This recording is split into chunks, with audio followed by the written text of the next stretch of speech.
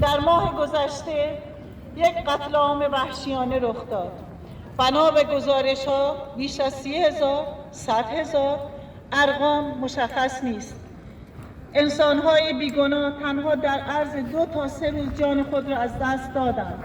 زنان، جوانان و غیر نظامیان فقط به این جرم که صدای خود را برای آزادی بلند کرده بودند به قتل رسیدند.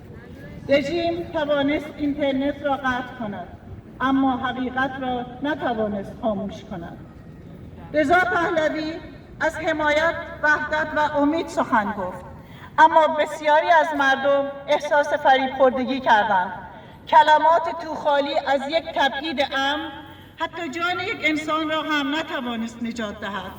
رفتار او باعث تفرقه شد، درست در زمانی که مردم بیش از هر زمان دیگری به همبستگی نیاز داشتند. ایران به نمادهای کهنه یا بازی‌های قدرت نیاز ندارد. ایران به مسئولیت پذیری، شجاعت، همبستگی واقعی نیاز دارد. ایران به آزادی و یک مسیر روشن برای آینده نیاز دارد. مردم با وعده‌های پوچ و بازی‌های سیاسی در تبعید به رهبری پسر شاه مورد خیانت قرار نخواهند گرفت. ما از دل جنبش مقاومت اعلام می‌کنیم نه به دیکتاتوری در ایران، نه به شاه و نه به ملاها. آری به حاکمیت مردم، آری به طرح 10 ماده‌ای شورای ملی مقاومت.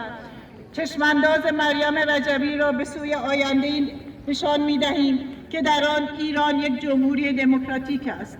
جدای دین از دولت، زنان و مردان برابرند و دیگر هیچ اعدامی وجود ندارد.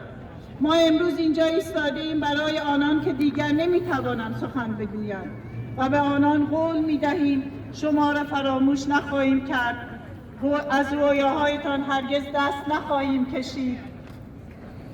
ایران آزاد خواهد آمد و آن روز نزدیک است. قسم به خون یاران ایستاده ایم تا پایان. قسم به خون یاران ایستاده ایم تا پایان. قسم به خون یاران ایستاده ایم تا پایان. قسم به خون یاران ایستاده